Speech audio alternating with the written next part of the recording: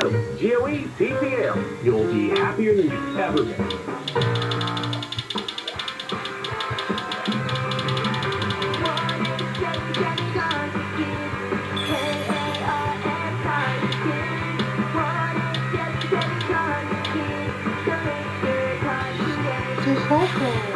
Donate your car at carsforkids.org. That's Cars for the Cat. Pick up is quick and easy. You'll also get an exclusive basket and a tax deduction. Donate your car. Also accepting real estate donations. Kfi Am 640. More stimulating talk. Yes, I know. I have a calming demeanor. You know when it's your job, basically, to push people beyond their comfort zones, it's good to make them feel as safe as possible. Like an open heart surgeon for your home. You'll be fine. No worries. We got it. Home with Dean Sharp, the House Whisperer, this morning at 9 on Kfi Am 640. More stimulating talk. This is KFI AM 640. I'm Oscar Ramirez, and you're listening to the Daily Dive Weekend Edition. Yeah, we have about 62% of all eligible Californians that are fully vaccinated so far. Obviously, we want those numbers to go higher, and this is an effort for that, but that's what we're seeing. As I mentioned at the beginning, New York is doing something very similar to what California is doing, and the federal government, this is the first mandate now from the federal government telling VA healthcare workers to get the vaccine. And I'm assuming, once California and the federal government starts doing something like this, we'll start seeing other states fall into place with these types of rulings as well.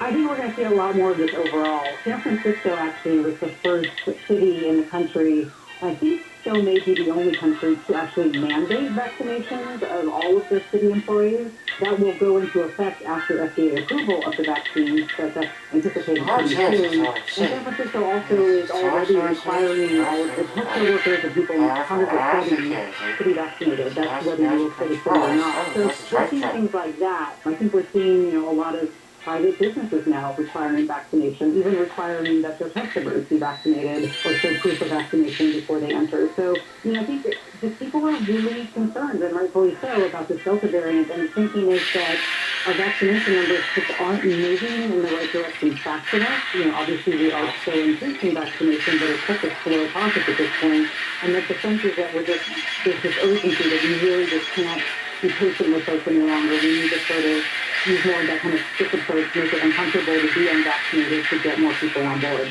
How has the enforcement been so far in San Francisco with some of those limited measures that have been taken?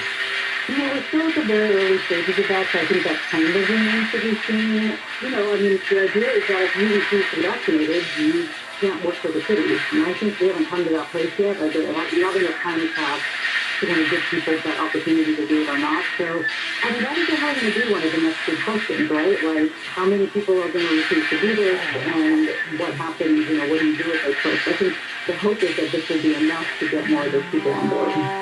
You can't ignore the fact that Governor Gavin Newsom is going through a recall election right now. I think in September is when California voters will be voting on that.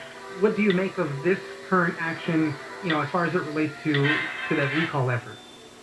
Yeah, I think it's a really interesting question. And certainly, I talk to a lot of public health officials. I talk to less because of the political pundits, so I can't come with real expertise there. But I know a lot of the public health folks are very concerned that recall, that election is a factor here. It's really, really hard to make these tough decisions to issue another mask mandate, to require everybody in the state to wear masks again, to issue any sort of new kind of lockdown, even to sort of put out a mandate. It's going to be at least on his mind, that these are people who are going to be voting in September and be thinking about that. But on the other hand, a larger part of the population really doesn't want to see this thing spiraling out of control all over again, right? So we need to kind of find a way to kind of mitigate this and get things back under some sort of control with sort of the least kind of in-your-face measures that are going to, just upset a lot of people. So it's always been a fine line to walk, but now it's got to just be even more precarious. Erin Allday, health writer at the San Francisco Chronicle. Thank you very much for joining us. Thanks for having me again. Despite rising cases of COVID, it can still be very tough to persuade the vaccine hesitant, and it can be even tougher talking to family and friends. Experts say the first step is to listen closely and try to understand their reasons for refusing the shot. It's also important to focus on your relationship and de-escalate if things get heated.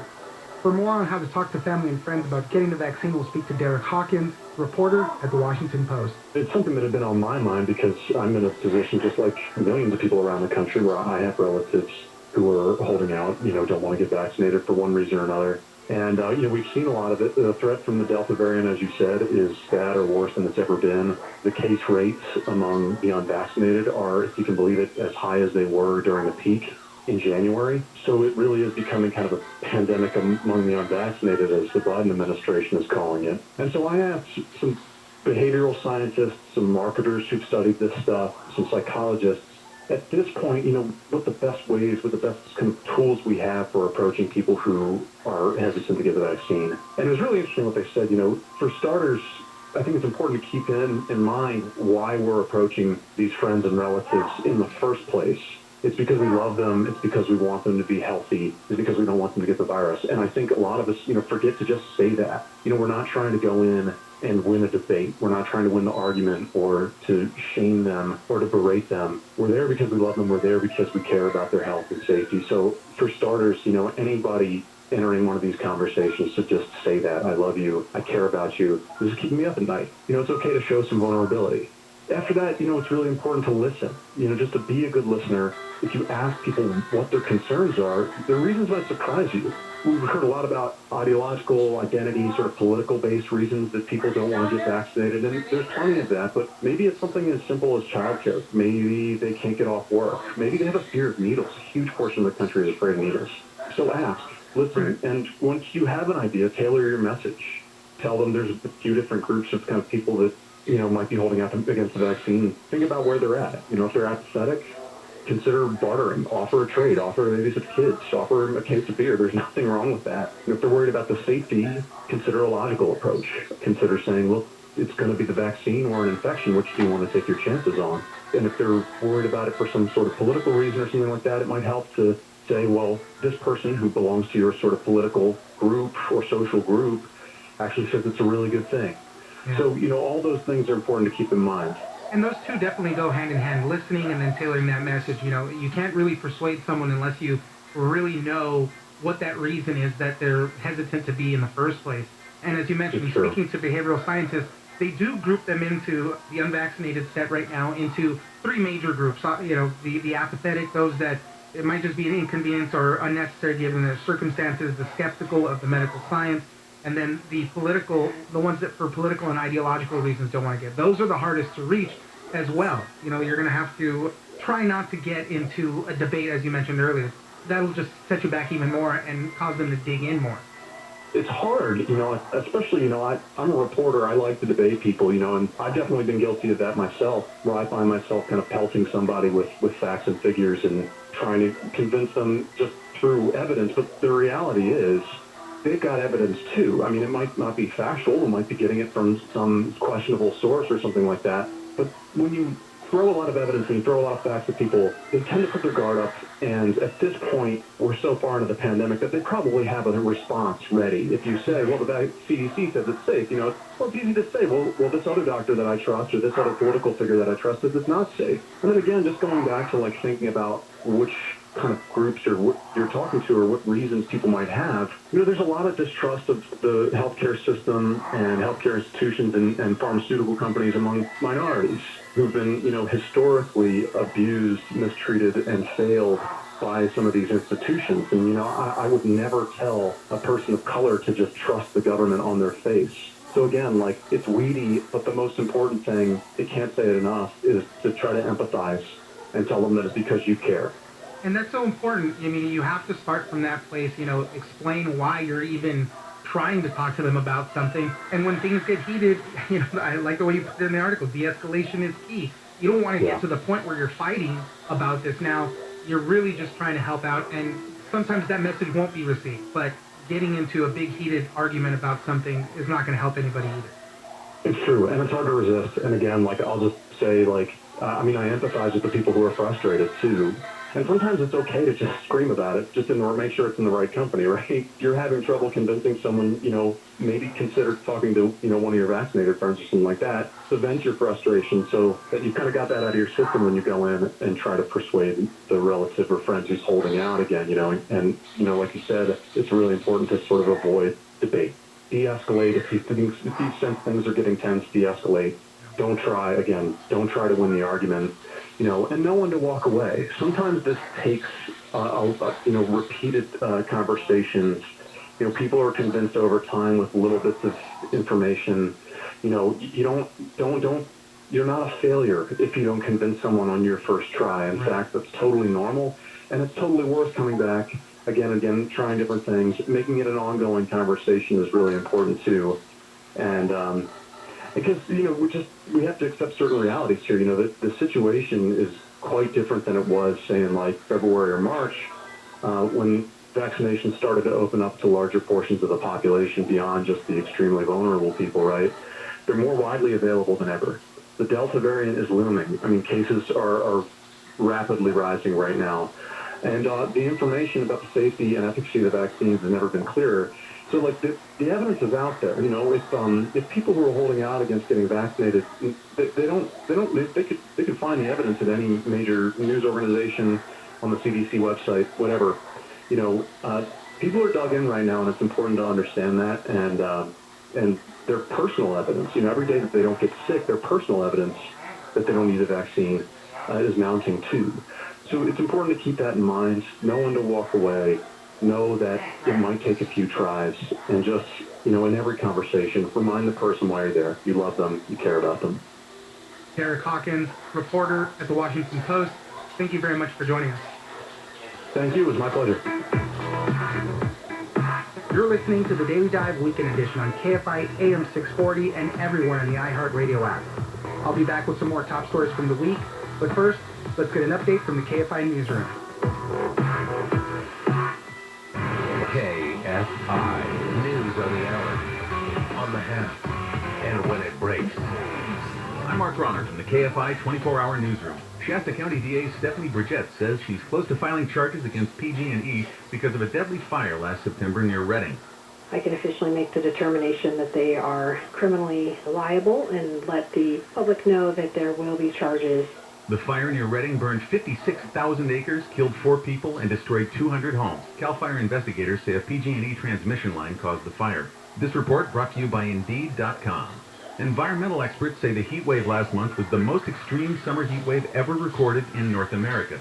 The Berkeley Earth nonprofit group says record temperatures across the region were nearly 36 degrees hotter than average for June. Researchers say the high temperatures led to nearly 200 heat-related deaths in the U.S. and nearly 600 deaths in Canada. KFI weather, mostly clear overnight, low around 64. Looking at a sunny Sunday that peaks around 86.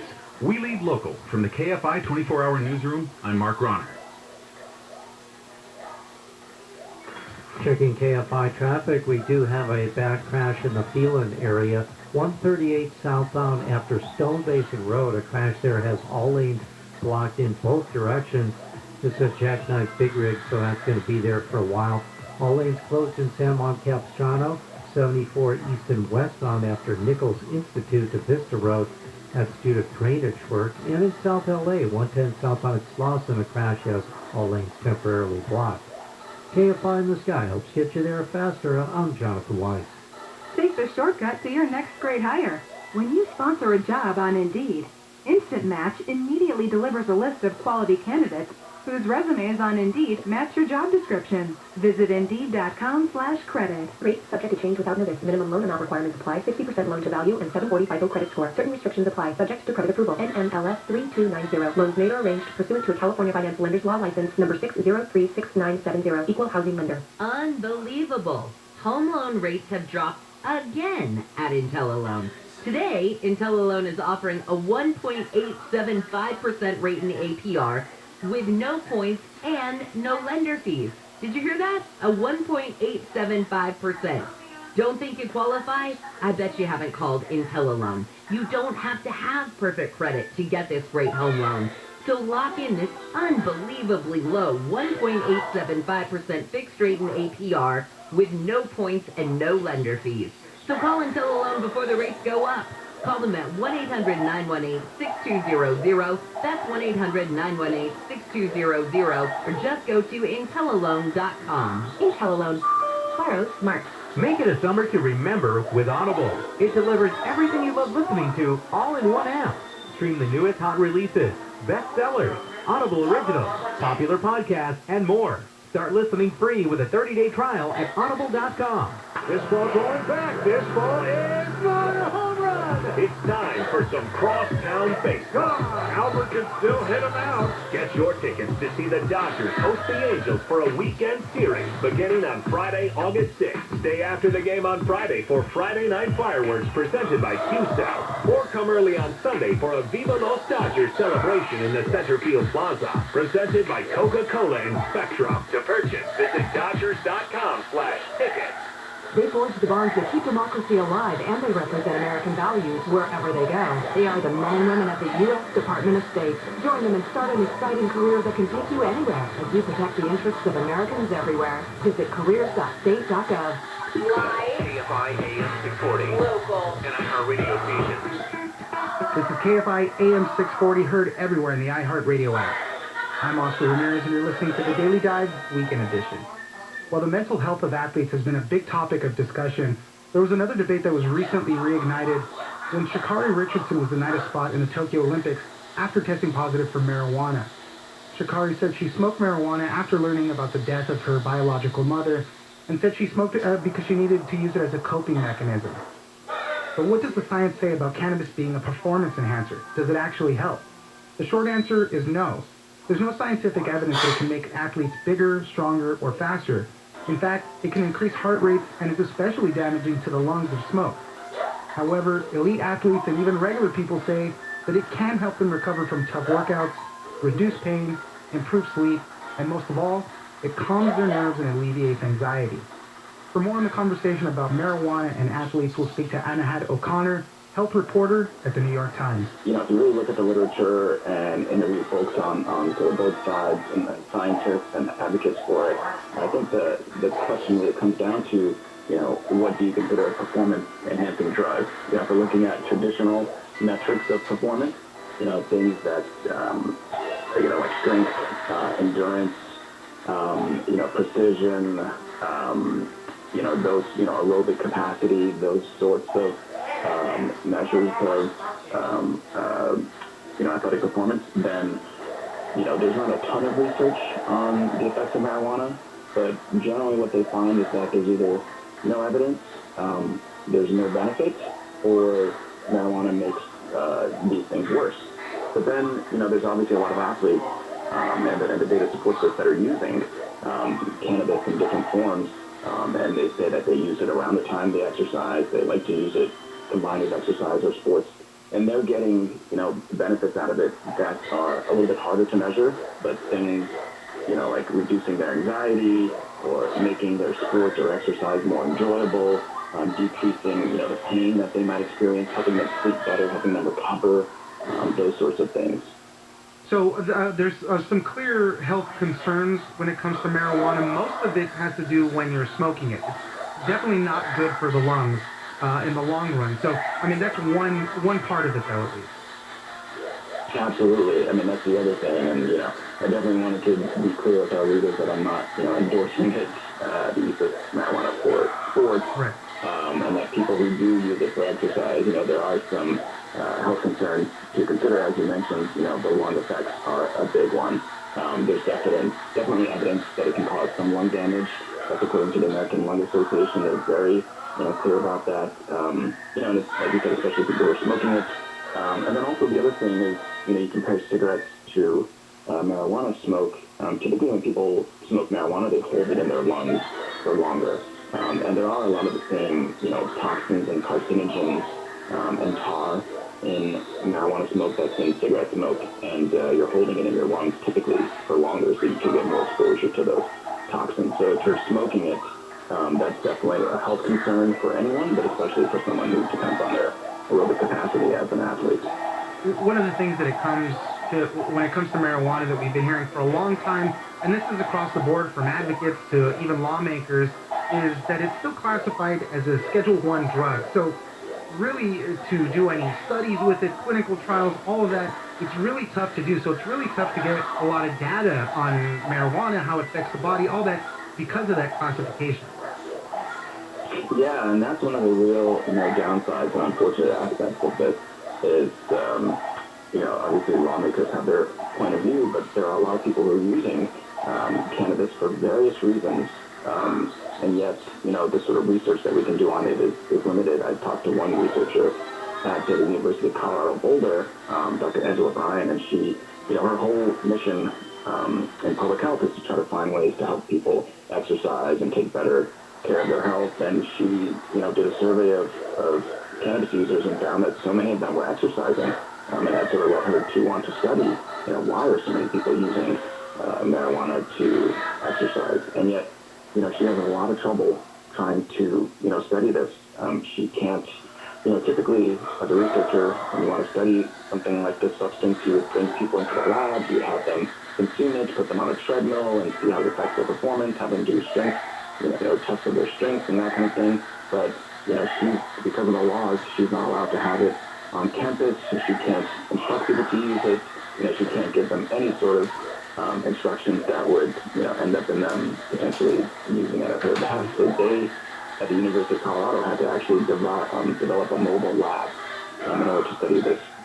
People using cannabis, and what they do is people tell them when they're going to use, cannabis, so they have to drive the lab to their home while these people consume it in the privacy of their homes. Right. Then they come out into the van and they, run the blunt test on them.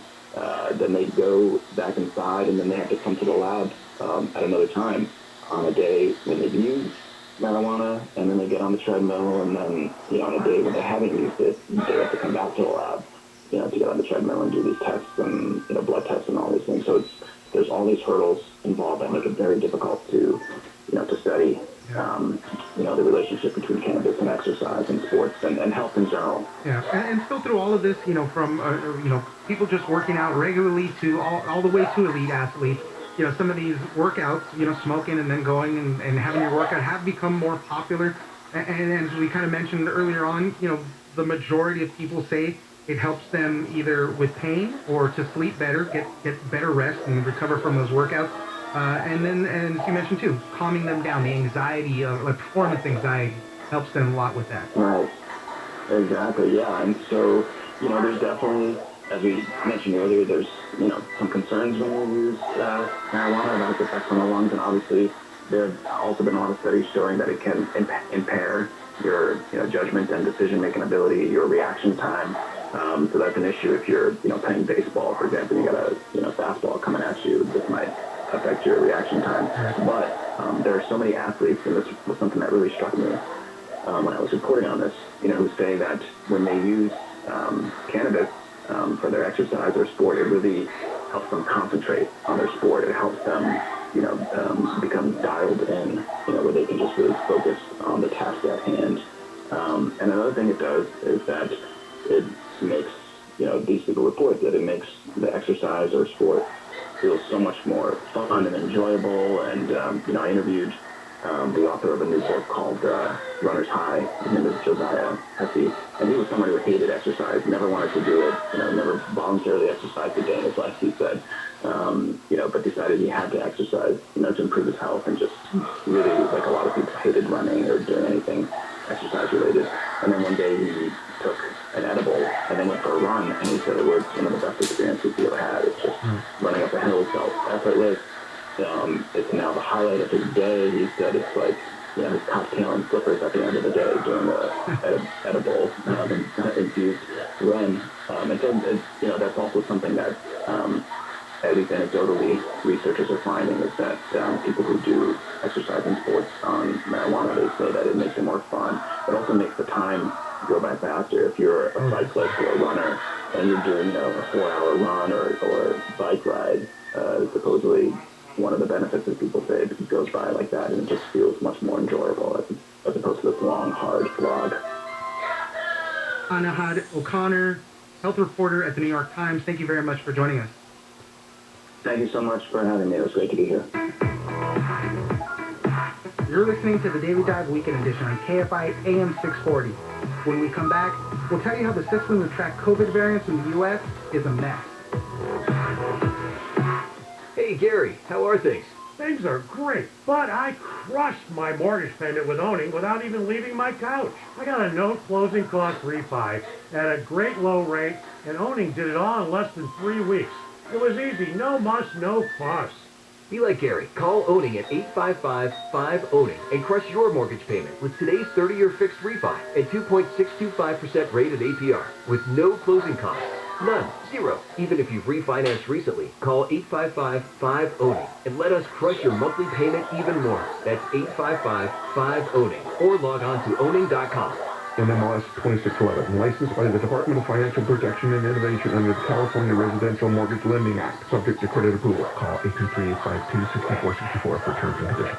You can crush it too with a 30-year fixed 2.625% rate at APR with absolutely no closing costs. Contractor license 1047-781. In the air conditioner marathon, you run till you drop.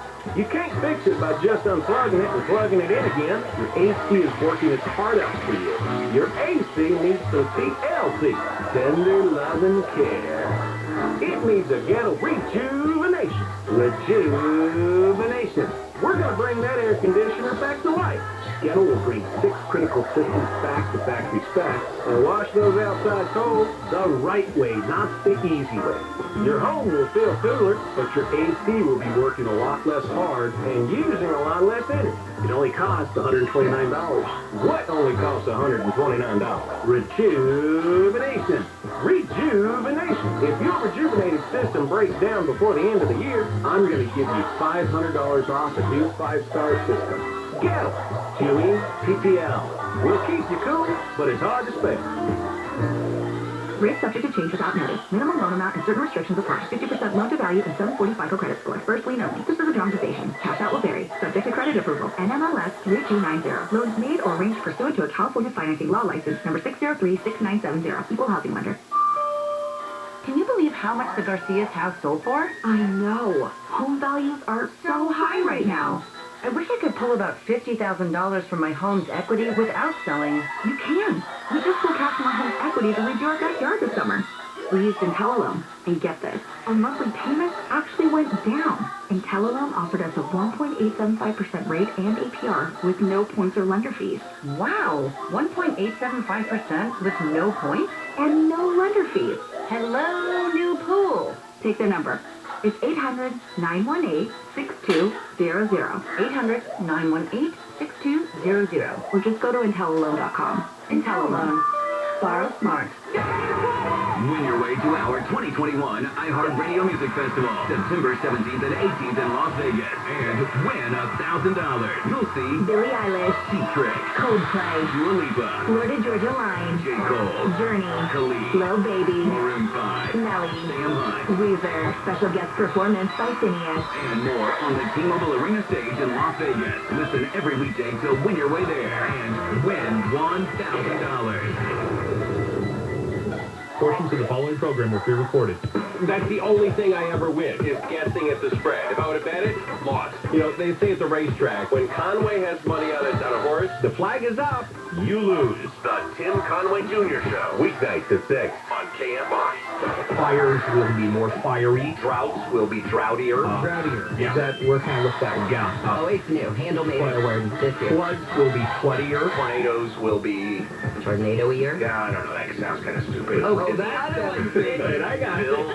Mornings from 6 to 10 on KFI. I know the weight of the world seems to rest on your shoulders, and sometimes life seems like it's filled only with confusion and chaos. But I assure you, I have a plan for you. The Jesus Christ Show. This morning at 6 on KFI AM 640. More stimulating talk. This is KFI AM 640, heard everywhere in the iHeartRadio app. I'm Oscar Ramirez, and you're listening to the Daily Dive Weekend Edition.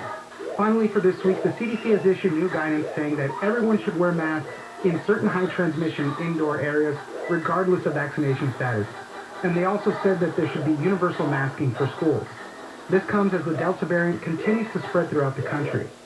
Public health officials are also worried that more variants could be on their way. And the system to sequence the genetic mutations of the virus isn't ready to track them.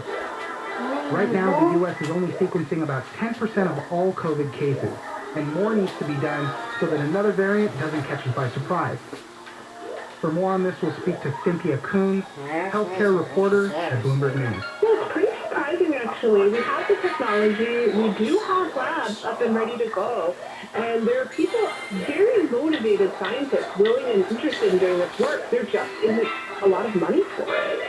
And so one of the problems with genetic sequencing is that it's not paid for by insurance. So if you want to go get a COVID test, that might be covered by insurance. But the next step of taking that sample from the lab that tested you into a lab that would then do the genomic sequencing isn't covered. It has to be funded. Basically, typically it's funded through public health and government money. And public health is chronically underfunded in this country, and this just falls into that bucket. So outside of the public health realm, other labs that exist to do this work are academic labs, and some commercial labs have decided to just do it themselves and pay for it themselves because they can't get the funding. And what was remarkable was in the academic community, I just talked to so many smart people who've been ready to sequence and trying to get money for over a year, but there was just they weren't getting grants. They weren't getting money because they were getting denied because money was going for testing instead. Or there were people who just didn't recognize the need for surveillance early on. And then we ended up in the situation this year where we could see, and actually we could see Alpha, the UK, or some were calling it in the beginning, start to take over. And now, of course, we're seeing this with Delta again. So I think it's become really quite clear that we can't waste any time now. We need to use the efforts that are going on around the country and really work our way into some communities where the sequencing isn't getting done and allocate resources to do this really comprehensively. Yeah, I mean, obviously, the big worry is that another dangerous virus comes to the United States, we might be at risk of catching it too late. You know, it's going to take hold really quickly, and we're not going to be able to catch up again. You mentioned how, you know, a lot of the early money was going into testing and all sorts of that. You actually talk about a lab in Queens, New York, the Pandemic Response Lab, and they started off as a big testing lab. Then everything kind of started dying down now, and then they moved into trying to sequence the genomes of this thing. They kind of did it on their own. There was no direction for them to do it. They just saw the need for it, and we're doing it for free for quite a while as well, too.